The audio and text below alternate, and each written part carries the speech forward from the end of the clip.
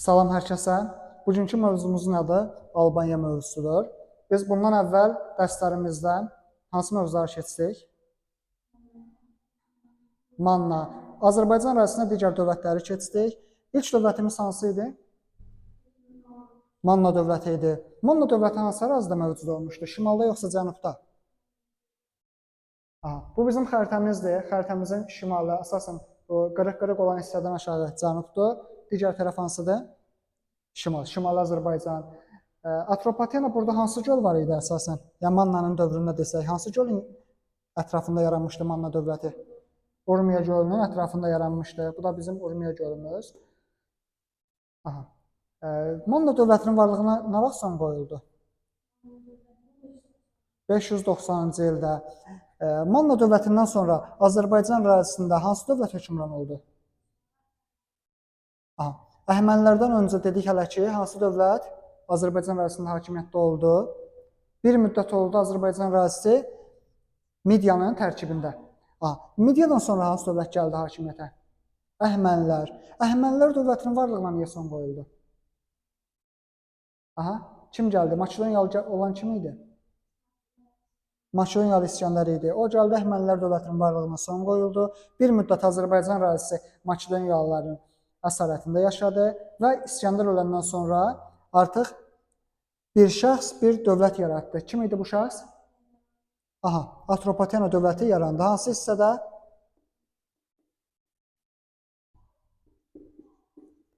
Atropatena yarandı. Bəs şimal hissədə yaranan dövlətimiz hansı idi? Albaniya haqqında biz onu deyirik ki, burada da görünür, Kür və Araz çayları ətrafında bu ərazidə yaranmışdır. Albaniyada 26 dildə danışan tayfalar mövcud idi. 26 dildə danışan tayfalar. Biz bunu necə başa düşürük? Yəni, indi Azərbaycan ərazisində başqa hansı millətlər var? Tək Azərbaycanlılar mı var? Hansı millətlər var? Başqa. Ləzgilər, avarlar, eşitmirsən? Başqa bu kimi digər millətin nümayəndələri də yaşayırdı. O dövrdə də Albaniya ərazisində elə bilək ki, 26 millət, 26 tayfa yaşayırdı. Hamısı da bunların dili ya Qafqaz dilli idi, ya da türk dilli idi. Qafqaz dili dediyimizdə türk dilinə yaxındır. Əsasən Qafqaz dilli tayfalar 3 dənə idi. 3 dənə Qafqaz dilli tayfalar var. Bunlar hansılardır?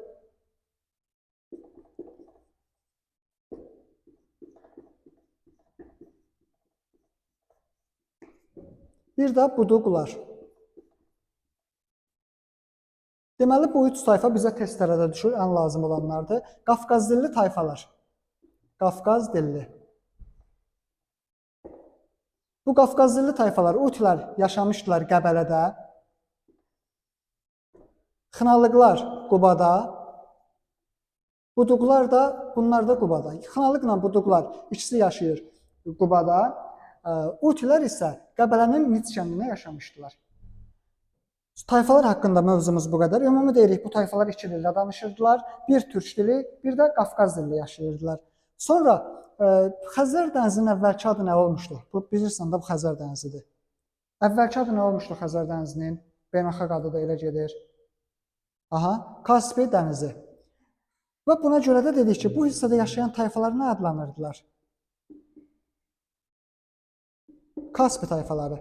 Yəni, Xəzər dənizinin ətrafında Kaspij tayfaları yaşayırdı. Həmçinin Alban tayfalarının özü də yaşamışdılar. Ümumi başqa tayfalar. Burada Qızıluzan çayı var. Qızıluzan çayının aşağı axarında Kadırsu tayfaları yaşamışdı. Biz ilk dövlət qurumlarından keçmişdik. Naxç və Gərgər tayfaları. Naxçlar harada yaşamışdı? Qarabağda. Bəs Gərgərlər? Naxçlar Naxçıvanda, Gərgərlər Qarabağda yaşamışdı. Yəni, Gərgər, Qarqar, Qarabağ adına uyğundur, Naxçda Naxçıvan. Buna uyğunlaşdırırıq biz. Və həmin bu qarqarları biz indi Albaniya mövzusunda da keçirik ki, həmin o Albaniyada yaşayan tayfalardan biri də qarqarlar olmuşdur. Təxminən bu hissədə yaşayan mövcud olmuşdular qarqarlarda. Albaniya dövləti haqqında öyrənirik. Dövlət yaranmaqdan ötürü, möhkəmlənməkdən ötürü orada müharibələr, döyüşlər olmalıdır. Daha sonra ticarəti inkişaf eləməlidir. Albanlar dedik ki, digər Azərbaycan dövlətləri nə ilə fərqlənirdi? İnsanlar nə işlər görürdülər? Əkinçilik, maldarlıq işləri görürdülər. Başqa, Albaniyada sənətkarlıq haqqında mən danışım. İndi bu mövzunu sən keçməmisən deyə mən danışım da, mən deyim hələ ki. Albaniya sənətkarlığında biz danışırıq. Eramızdan əvvəl, yəni eramızın ilk əsrləri sözünü yadda saxlayırıq. Burada 2 dənə əsas hadisə var bizə. Eramızın ilk əsrləri. İki hadisə var. Bunların biri Şuşədir. Şuşə. Digəri də su dəyirmanı. Biz bunu bildiksə bilirik ki, qarşımıza bununla bağlı, bu 3 dənə sözlə bağlı bir çox test çıxacaq. O testlərin də cavabını tapırıq. Eramızın ilk əsrləri Şuşa və su dəyirmanlarından istifadə olmuşdur. Sonra Atropatenada və Albaniyanın ikisində də balıq yağından, balıq piyindən istifadə eləmişdilər. Ondan yapışqan, biz indi kley işlədirik də, o dövrdə yox idi axı belə maddələr, kimyəvi məhsullar. Balıq yağından həm də yapışdırıcı kimi istifadə edirdilər. Əkinçilik maldarlıqdan danışdıq. Azərbaycan ərazisində tarixən əkinçilik maldarlıq olmuşdu. Bütün o dövrdə dövlətlərimizə aid edirik biz bunu. İndi keçirik. Albanların bu öz sərvətləri var idi da. Bu sərvətlərimiz digər düşmənlər tərəfindən daimə ələ keçirilmək istəyirdi. Həmin dövrdə də Atropatena dövlətinin varlığına nə vaxt son qoyuldu? Aha, varlığına. Eramızın neçənci ilində? Eramızın 20-ci ilində Atropatenanın varlığına son qoydu. Kim son qoydu? Aha, denən. Atropatenanın varlığına kim son qoydu? Əvvəl Atropatenanın dostuydu, sonra düşmənə çevrilir. Kim idi bu? Parfiya dövləti idi, bəli. Parfiya Atropatenanın varlığına son qoyur. Albaniyada görür ki, Parfiya təhlükəlidir. Deməli, Roma ilə müttəfiq olmaq lazımdır. Ona görə Roma ilə müttəfiq olur. Amma ilk andan Albaniya Roma ilə müttəfiq idimi görək? Belə olmamışdı. Eramızdan əvvəl 1-ci əsrin 1-ci yarısında hələ Roma ilə onlar döyüşlərdə idilər. Bu döyüşlərdən ilki Kür döyüşüdür. Kür döyüşü baş veribdi eramızdan əvvəl 66-cı ildə. Kür döyüşünə başçılıq eləyirdi Roma hökmdarı Pompey. Albaniyada isə hökmdar, Roma hökmdarı dedim, bu səhv məlumatdır. Romanın sərkərdəsi Pompey. Romanın gürcü sərkərdəsi Pompey başçılıq eləyirdi. Amma Albanlarda isə hökmdar Oroysi idi. Döyüşə başçılığı isə sərkərdə eləyirdi. Bu sərkərdə kim idi? Albaniyanın sərkərdəsi Kras idi. Kras başçılıq eləyirdi. Bu döyüşdə səncə Roma qalib gələr yoxsa Albaniya? Roma daha güclü idi yoxsa Albaniya? Hansı qalib gələrdi? Aha. Roma qalib gəlir Kür döyüşündə. Deməli bu döyüşün qalibi kim oldu? Roma. Təzədən qanıq döyüşü baş verdi. Burada da Roma qalib gəlir eramızdan əvvəl 65-ci ildə.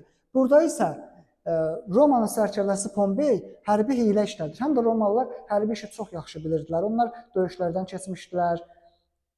Buna görə də hərbi hiylə işlədir. Bu döyüşdə də qalib gəlir. Daha sonra biz keçirik Antoninin şərqə yürüşü. Biz bunu Atropatenada keçdik. Antoninin şərqə yürüşü eramızdan əvvəl əsasən 36-cı ildə olub. Yəni 38-36-cı illər yürüşü dövrünü götürürük. 36-cı ildə Antoninin şərqə yürüşü. Anton özü gəlir, cənuba gedir. Anton cənub, Atropatena ərazisinə gedir. Amma bunun bir sərkərdəsi də var idi. Sərkərdə Kanedi. Kanedi hansı hissəyə gedir? Şimala. Şimalda hansı dövlət idi? Albaniya. Anton özü gedir cənubda, Fraspada məğlub olur. Bəs Kanedi gəlir bura. Kanedi isə gəlir burada qələbə qazanır. Kanedinin vaxtında Alban hökmdarı kim idi? Bunu yadda saxlamalıyıq. Zober. Alban hökmdarı Zoberdir. Roma hökmdarı da deyirik. O dövrdə Antonla danışırıq. Daha sonra biz keçirik alan yürüşlərinə. Alan yürüşləri baş veribdi.